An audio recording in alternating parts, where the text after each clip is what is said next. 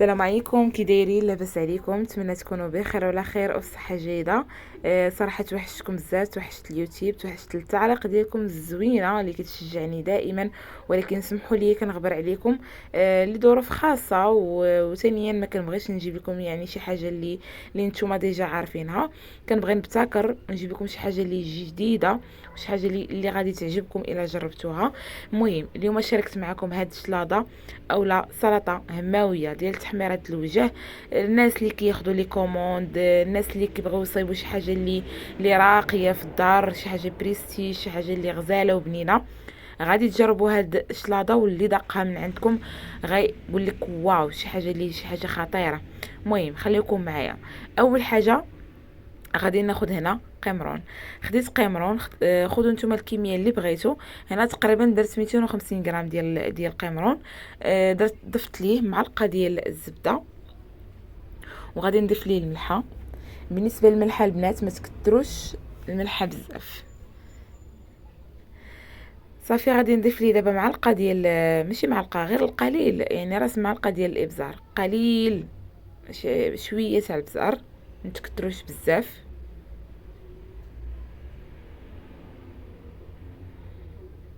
وغادي نوضع المقله ديالي فوق النار باش يتشحر ليا داك القمرون. المهم هاد المقبله نتمنى تجربوها، كتجي خطيره، كتجي خطيره. هنا زدت شويه ديال الزيت باش ما يتحركش لينا، باش ما تحركش لينا الزبده. درتهم فوق من النار وخليتهم كيتشحروا ليا حتى كيطلق هذيك الماء، يعني قمرون كيطلق الماء، وثانيا قمرون هذا غير كيطيب. ملي كيبان لكم يعني بحال هكا طاب، غادي ناخذ انا واحد الكميه غادي نقصها، تقريبا بحال غادي نقسم على جوج. النص انا بغيتو غادي نديرو في صالاد، غادي من بعد غادي نقول لكم فاش غادي نديرو. والنص هو اللي غادي نصايبو دابا على شكل مقبلات. كنديرهم في ليفيغين او نديرهم في دوك كيف غتشوفوا معايا في اخر الفيديو، كنديرهم في واحد المعلقات. المهم هنا نصف الكميه اللي بقات عندي ديال القمرون غادي نضيف ليها صلصه الصوجا القليل، تقريبا واحد المعلقه صغيره ديال صلصه الصوجا مع مرش. وغادي نضيف ليها ثومه غبره. وغادي نضيف توابل ديال السمك اولا توابل ديال القمرون اللي عندكم، يا اما توابل ديال السمك اولا قمرون. هنا درت البصله مجففه كتباع، الا كانت عندكم بصله غبره حتى هي استعملوها، حتى هي راه كتجي بنينه. مهم غادي نحرك المكونات كامله اللي عندي صافي، وغادي نطفي على القمرون ديالي. ها هو وجد. هنا من بعد ما برد لينا قمرون غادي نشدو، غادي نديرو في الهاشوار، وغادي نضيف ليه 4 كاس ديال الكريمه ديال الطبخ.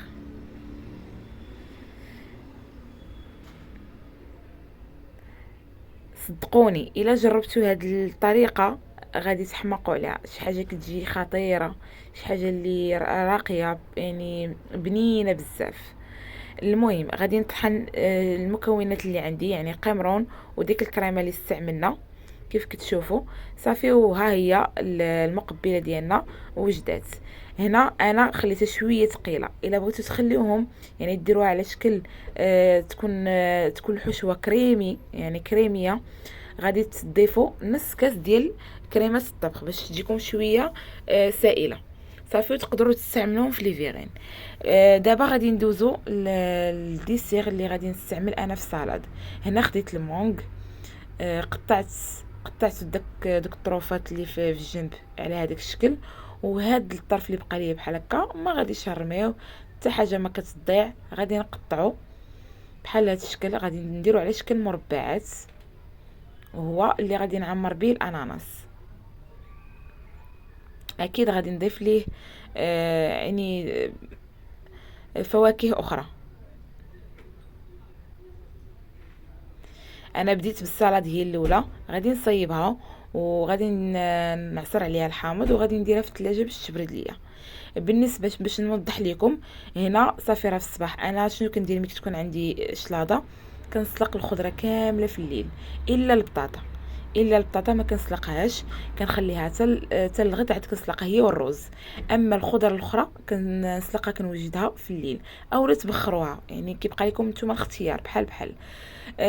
صافي كيف كتشوفوا هنا غادي نصيب حتى لافوكا، حتى هي غادي نقطعها على شكل طريفات مربعات، وغادي نوضعها حتى هي في ديك مع المونغ وهذا والاناناس.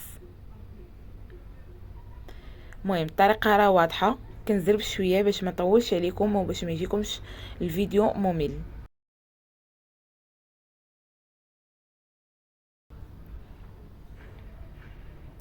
بالنسبه للاناناس غادي نزوق به يعني الطبق ديالي، و ميم طو غادي نستعمل هذاك اللوب ديالو، يعني حتى حاجه كيف قلت لكم ما كتضيع. هنا غادي ناخذ اللوب ديالو، غادي ناخذ غير الوسط ديالو بحال هكا كيف كتشوفوا. صافي وغادي حتى هو غادي نقطعوه على شكل قطع صغيره، وغادي نخلطهم مع الفواكه اللي استعملت قبل. المهم البنات بالنسبه للديسير راه كله من بعد عصرت عليه الحامض، يعني باش ما يتاكسدش لينا. كنعرفوا ان المونغ والاناناس الا بقى وسيرتو لافوكا، حتى لافوكا الا بقات واحد المده كتاكسد. المهم ضروري تعصروا عليهم الحامض. انا هنا في الفيديو ما ما تصورش ليا. المهم هنا راه ديجا صيبت هاد الفواكه كيف كتشوفوا بحال هكا، ومن بعد عصرت عليهم الحامض وغادي نغطيهم، وغادي نضعهم في الثلاجه حتى نبغيهم ديك الساعه وغادي نخرجهم. بالنسبه للمونغ القطع الاخرى راه كتشوفوا كيفاش شكلتها، حتى هي غادي نزوق بها، كتعطي واحد المنظر رائع في السلطه ديالنا. صافي دابا بالنسبه للحاجه الاخرى، دابا خديت السوريمي غادي نقطعو قطع صغيره. هنا الشعريه الصينيه ضفت ليها الماء طيب وخليتها حتى طلقات، يعني حتى رطابت حتى تطلقات. صفيتها مزيان، ضفت ليها السوريمي، ضفت ليها داك القمرون اللي كنت نقصت في الاول، وضفت ليها الملح والابزار، وضفت ليها البنات الطون. راه تا هو ما تصورش ليا، ضروري كيكونوا هنا، غير سمحوا لي، ضروري كيكونوا، يعني كيكون مشكل بعض المرات كيوقف التليفون ما كردش ليه البال. المهم ضفت ليه حك ديال الطون بالزيت ديالو، ماشي كله، غير القليل من الزيت ديالو. ضفت السوريمي وقمرون، الملح والابزار، وغادي نضيف المايونيز والخل. صدقوني حتى هذه كتجي خطيره، شي حاجه اللي كتجي خطيره وكتجي واعره بزاف. شعريه الصينيه البنات ما قلت لكم ملي كتصفيوها كتصفى مزيان من الماء اللي فيها، وكتقطعوها مزيان، يعني كتقطعوها قطع تكون صغيره، يعني تقطعوها بالقراده ولا بالموس. صافي غادي نخلط المكونات كامله اللي عندي، وغادي نوضع، يعني ها هي وجدات غنوضعها على جنب باش تبرد ليا. هنا بالنسبه للرز، خديت الرز سلقته في الماء والملح.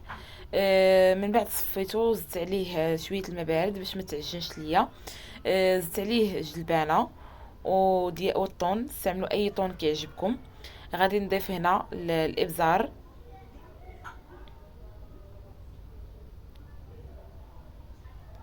غندير الخل،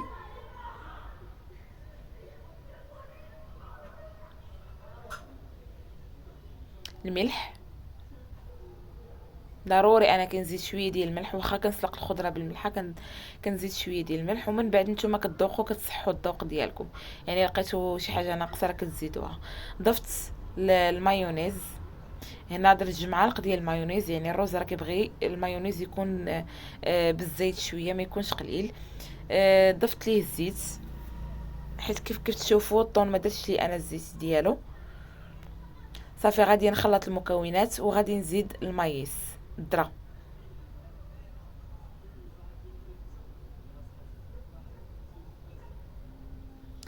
هنا بالنسبه للروز راه شوفوا كيبقى بزاف الحوايج تقدروا تزيدوهم في الروز.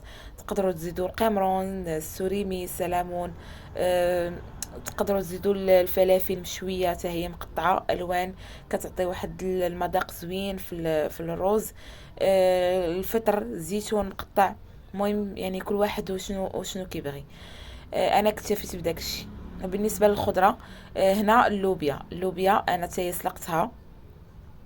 الخضره الخضره حاولوا ما تسلقوهاش بزاف باش ما يتبدلش ليها اللون حيت باقي غادي تشحر، باش ما تعصتش لكم باش نبغيو نشحروها.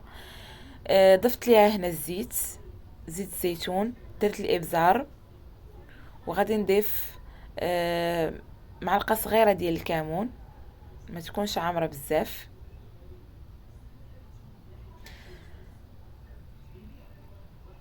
درت هنا الثومه ديجا عندي مصايباها انا محكوكه. ديروا واحد الضرس ديال الثومه صغير، ما يكونش كبير. هنا غادي نضيف شويه ديال الزيت العاديه، وغادي نضيف الملح. غادي نوضع اللوبيا ديالي باش تشحر ليا وتخلط ليا مع ديك المكونات، ماشي بزاف، تقريبا واحد دقيقه بحال هكاك، ما كاملاش دقيقه صافي، كتحيدوه من فوق النار. من بعد كنضيف ليه المعدنوس يكون طري. صافي. وبالنسبه للوبيا ديالي ها هي وجدات، كنوضعها حتى هي على جنب وكنخليها تبرد. هنا غادي نضيف واحد العصيره ديال الحامض، نص حامضه ولا غير ربع.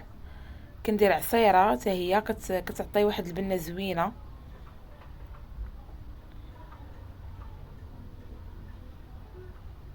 صراحه الصيف دابا والحال سخون، مهم هاد السلطه او الشلاضه او السلطه، جربوها. يعني ماشي بالضروره انك تكون عندك مناسبه او لا.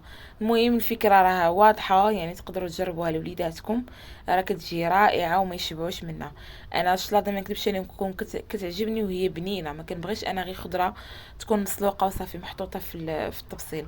كنبغي انها تكون بنينه وكل حاجه عندها البنه ديالها. هنا بالنسبه للفلفله انا خديتها شويه صراحه، كتعجبني بشويه. كنقيها، واخا هي كتجي لي شويه، ولكن كتبقى صحيه وكتبقى بنينه. يعني البنه ديال الشوا في الفلفله كتكون رائعه، كتعجبني انا الصراحه. بغيتو تدخلوها الفران، كدهنوها غير بشويه ديال الزيت وكتدخلوها الفران حتى كتبان لكم الفلفله يعني نزلات، ما بقاتش قاصحه او واقفه. صافي كتخرجوها ديك الساعه كتحيدوا ليها ديك الجلده او القشره ديالها، كتستعملوها حتى هي في الشلاضه. نتمنى ان الفكره تكون واضحه. كيف كتشوفوا هنا راه ساهل باش تنقيوها. انا استعملت ايدي صراحه، هنا ايدي راه نقيه البنات، انا راه كنخدم وكنغسل وكنمسح ايدي، يعني بلا ما يجيو شي وحدينات يبقاو يعقبوا ويقول لك لا علاش كتستعملي يدك وكذا وهادي. انا يدي نقيه. حنا راه والدينا كانوا كيخدموا غير بايديهم، راه ما كانش داكشي داك البروتوكول ديال ليغات داكشي كامل. المهم هنا خديت الفلفله نقيتها كيف قلت لكم، غادي نضيف ليها، غادي نقطعها طريفات، وغادي نضيف ليها التوابل اللي غادي نستعمل فيها. البنات، كاع اللي وصل يعني تل دابا معايا باقي لحد الان كيتفرج في الفيديو، ما تنساونيش من لي لايك ومن بارطاج. ونتمنى ان شاء الله تبارطاجيو الفيديو ديالكم مع العائلات ديالكم، وتوصلوني على الاقل ل 100 انا ما كنطلبش شي حاجه كثيره، غير 100 ديال لي لايك وديال بارطاج. وان شاء الله غير باش القناه ديالي تطلع وما توقفش ليا البنات. كنلقى مشاكل بزاف حيت ما كاينش التفاعل صراحه. المهم ما غاديش نطول عليكم، نتمنى انكم تبارطاجيو الفيديو ديالي مع الاصدقاء ديالكم. بالنسبه للفلفله كيف كتشوفوا زدت عليها الملحه، البزار، شويه ديال الكمون والربيع صافي، وزيت الزيتون. هنا تقدروا تضيفوا الثومه، انا ما استعملتش الثومه حيت الفلفله ما غاديش نشحرها، الثومه ملي كتبقى خضره كتبقى مجهده. بالنسبه للجزر قطعته على هذا الشكل، ضفت ليه الزيت، غادي نضيف ليه البزار، الربيع. بطبيعه الحال انا الربيع في الشلاضه كنديرو يكون جديد. هنا عندي ضامه ديال الخضر. البنات غادي تلقاوها في مرجان، في كارفور، يعني في غتلقاوها في سوبر مارشي، المحلات التجاريه الكبرى. كاين تماك كنور ديال الخضر. زدت عليها الملحه وصافي غادي نشحرها. ودرت الثومه غبره، صدقوني كتجي زوينه بزاف. بالنسبه للبطاطا درت ليها غير الزيت والخل والبزار والملح والمايونيز. غادي نكتفي. تقدروا هنا تضيفوا البصله، تقدروا تضيفوا كيف قلت لكم زيتون، مهم اي حاجه بغيتوها. الربيع حتى هو كيجي زوين في البطاطا صراحه، كيجي بنين. صافي انا غادي نكتفي غير بهذا الشيء. وها هي البطاطات ديالي وجدات. بالنسبه للقمرونه البنات، نسيت ما صورتو ليكم كيف كتشوفوا تماك في المقله. خديت قمرون كريز، درت فيه شويه ديال الزيت، ثومه غبره، الملح، البزار، وصافي وضعته والزبده وضعته فوق النار حتى تبدل ليه اللون وطاب صافي وحيدته. هنا وصلنا للمرحله ديال الدريساج او التقديم. الدريساج كيبقى اختياري، كيبقى كل واحد والذوق ديالو. بالنسبه للروز انا استعملته في مول، كندهنوه بشويه ديال الزيت صافي، وكنخليه كنورك عليه مزيان باش يشد في راسو. صافي هنا غادي ندير اللوبيا. بنات حاولوا انكم تفرقوا يعني الخضره باش كل واحد يكون قريب ليه داكشي اللي مصايبين.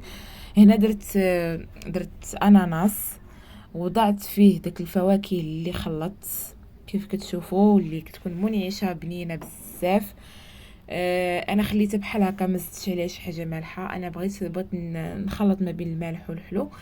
خليتها هي يعني فيها غير الفواكه. هنا تقدروا تزيدوا التفاح، تقدروا تزيدوا اي حاجه بغيتو. انا اكتفيت بهذا الشيء.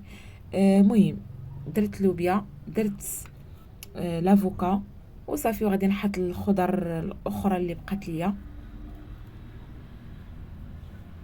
هنا راه كلشي واضح. هذه هي الشلاضه ديالي. نتمنى ان شاء الله تعجبكم وتديروا لي لايك، ونتمنى ان شاء الله نكون خفيفه على قلوبكم. كيف كتشوفون ما تنسونيش بلي لايك وديروا لي ابوني الا كنتوا اول مره كتشوفوا القناه ديالي. ومهم هنا راه كلشي واضح. ما بغيتش نطول عليكم، يعني كاين شي حوايج ما بغيتش نبارطاجيهم معكم لانهم ديجا انا درتهم في فيديو قبل ديال شلاضه ديجا مصيباها حطها في القناه ديالي. دخلوا شوفوها راه غتلقاوها. درت لكم غير الحاجه الجديده اللي ما عمرني ما بارطاجيت معكم، بحال هاد الشعريه الصينيه، بحال قمرون، بحال يعني الخضره اللي صوتيت يعني بطريقه اللي جديده. نتمنى ان شاء الله يعجبكم الفيديو ديالي، نكون خفيفه على قلوبكم كيف قلت لكم. وهنا غادي نكمل التحضير ديال اولا تقديم ديال الخضر اللي بقات ليا.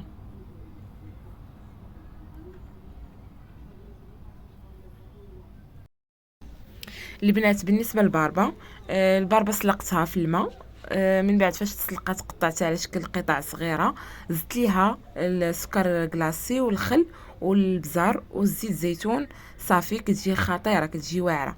بالنسبه لهاد لافوكا، عمرتهم انا بالمطيشه مع الخيار مع لافوكا، مخلطين مع شويه الخل والبزار والملح. صافي زوقت بقمر رويال كيف كتشوفوا.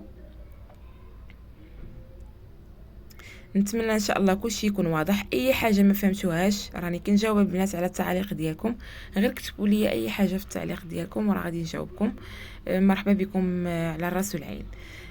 بالنسبه لهاد العويدات درت فيهم طوماط سوريز، لدان فيمي وسلامون فيمي حتى هو والخيار.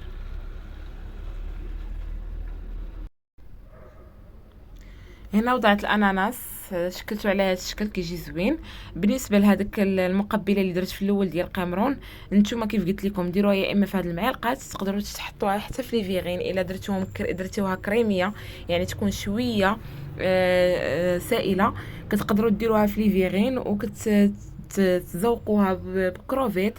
المهم البنات بغيتوني نجيب لكم افكار ديال لي فيغين اللي تقدروا تحطوهم كمقبلات مع لي سالاد ديالكم اولا مع لي بلا ديالكم. كتبوها لي في التعاليق وان شاء الله ندير لكم فيديو خاص بلي فيغين. شي حاجه اللي جديده، شي حاجه اللي مبتكره اللي داقها صراحه كتجي شي حاجه اللي واو، كتكون ميلونج ما بين المالح والحلو. اي حاجه بغيتوها مرحبا على الراس والعين. المهم درت لهم شويه ديال السيبوليت الفوق، وصافي. وهذا هو البلا ديالي، وهذه هي الشلاضه ديالي.